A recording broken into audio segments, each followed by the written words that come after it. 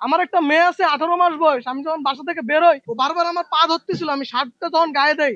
আমি বললাম, মা আমি একটা ধর যুদ্ধে যাচ্ছি, যদি ফিরে আসি দেখা হবে, আর যদি ফিরে না আসি মাফ করে দিস, পারলে তুই লড়াই করিস আমার জন্য। এই ইন্টারিমের একটা বড় অংশ চাচ্ছে দেশে যেন শান্তিপূর্ণভাবে নির্বাচনটা কায়েম না হয়। আমরা অবশ্যই দাবি জানাবো, গতকালকের পুলিশের সাথে যারা সন্ত্রাসী আচরণ করেছে, পুলিশের মধ্যে যারা অশ্লীল অঙ্গভঙ্গি করে, আয় হাদির লাশ নিয়ে যা এরকম জঘন্য মন্তব্য করে সেই ফ্যাসিবাদী আমলের মতো ছাত্র জনতাকে হামলা করেছে, সেই পুলিশ বাহিনীকে অতি দ্রুত বিচারের মুখোমুখি করতে। এই মুহূর্তে আজকের সংবাদ সম্মেলন থেকে বক্তব্য রাখবেন জুলাই মঞ্চের যুগ্ম সদস্য সচিব জনাব তানভীর হাসান। শহীদ শরীফ ওসমান বিন হাদি ভাইয়ের হত্যার বিচারের দাবিতে গতকালকের যে কর্মসূচি ছিল, সেই কর্মসূচিটা খুবই শান্তিপূর্ণভাবে অনুষ্ঠিত হচ্ছিল, কিন্তু এই পুলিশ বাহিনী তাদের উপর যেই হামলা করে তার প্রতিবাদে জুলাই মঞ্চ আমরাও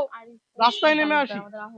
তখন আমাদের আহ্বায়ক আরিফ তালুকদার ভাই সহ অন্যান্য নেতৃবৃন্দ আহত হয়। আমরা এই বর্বরোচিত হামলাকাণ্ডের তীব্র প্রতিবাদ ও নিন্দা জানাচ্ছি। সাংবাদিক ভাইয়েরা মেইনলি জাতির বিবেক, যখন সাংবাদিকদের উপরে আক্রমণ করা হয়, আমার মনে হয় জাতির বিবেকের উপরে তারা আক্রমণ করেছে। তারা এই সাহস পেল কোথায়, এই অনুমতি তারা কোথায় পেল, এটা খুঁজে বের করতে হবে। যারা শরীফ ওসমান বিন হাদি ভাইয়ের হত্যার পিছনে ষড়যন্ত্রকারী, যারা এটা বাস্তবায়নকারী, তাদের অবশ্যই নির্দেশ আছে। তাছাড়া এই বিচারের দাবিতে মাঠে নামলে কেন তাদের উপর আক্রমণ করা হলো? 24 সালের 5ই আগস্টের পরে প্যাকেটটা বদলাইছে, কিন্তু ভিতরের যে কোয়ালিটি এবং কোয়ান্টিটি সেটা মনে হয় একই রকম রয়ে গেছে, শুধু প্যাকেটটা থেকে আস্তে আস্তে বের হয়ে আসছে।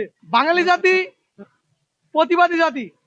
একটা বীর বা বিপ্লবীকে যদি হত্যা করা হয়, সেখান থেকে লক্ষ কোটি বীর বা বিপ্লবীর জন্ম হয়, এটা তারা মনে হয় ভুলে গেছে। তারা হয়তোবা ভেবেছে একজন বা দুইজনকে হত্যা করব, সবাই মনে হয় চুপ করে যাবে, কিন্তু আসলে না। বাঙালি চুপ করার জাতি না। বাঙালিকে আহত করলে তার পাল্টা জবাব বাঙালি দিতে শিখে গেছে। আগের সেই দিন আর নাই যে বাঙালিকে অত্যাচার নির্যাতন করে দমায়ে রাখবেন। বাঙালির তর্জনী শুধু তর্জনী না, এটা একটা তরোয়াল। এই তলোয়ার যদি কারোর কাঁধে একটা কোপ দেয়, ধর থেকে মুন্ডু কিন্তু আলাদা হয়ে যাবে, সাবধান। আমার ভাইকে গুলি করেছে, আমার দেশে, আমার পরিবারের মধ্যে, আমার পরিবারের সদস্য, আমার দেশ, আমার পরিবার, সেই পরিবারের কোনো সদস্যকে যদি আহত কিংবা নিহত করা হয়, আমরা কি চুপ করে বসে থাকবো? জীবনে আমাদের শরীরে এক বিন্দু রক্ত থাকা পর্যন্ত হয় মারবো নয়তো মরবো। আমাদের এই প্রতিবাদ এবং আমাদের ঘৃণা কিংবা আমাদের উপরে যে হামলা হয়, এই হামলার প্রতিবাদ আমরা করে আসছি এবং করে যাব। ওসমান হাদি ভাইয়ের বিচার করতে পারেন না, আবার আমার ভাইয়ের উপর লাঠিচার্জ করেন, গুলিবর্ষণ করেন। এই সাহস পাইলেন কোথায় আপনারা? সাবধান হয়ে যান, এখনো সময় আছে। হাদি ভাই মৃত্যুর অনেক দিন পার হয়ে গেছে, তার বিচারটা একটা চ্যালেঞ্জ ছিল। সে নিজে মুখে বলে গেছে, আমার বিচারটা কইরেন, আমার বিচারটা কইরেন। এটা আমাদের জন্য চ্যালেঞ্জ, এই সরকারের জন্য এটা চ্যালেঞ্জ। এই গুলি করে তারা দেশ থেকে পালায় গেল, এই সময়টা তারা কিভাবে পেল? আমরা তো একটা নর্মাল সিনেমাতেও দেখি যে কাউকে একটা আহত বা নিহত করলে পুরো একটা শহর ব্লক করে দেয়। ঢাকা শহরটা যদি তাৎক্ষণিক ব্লক করে দেওয়া হতো, এই খুনি কি পালাতে পারতো দেশ থেকে? সমস্ত সীমান্ত যদি ব্লক করে দেওয়া হতো, পালাইতে পারতো? দেশের মধ্যেই আছে খুনি, আর যারা পালাইছে এরা ব্যবহারের অস্ত্র মাত্র।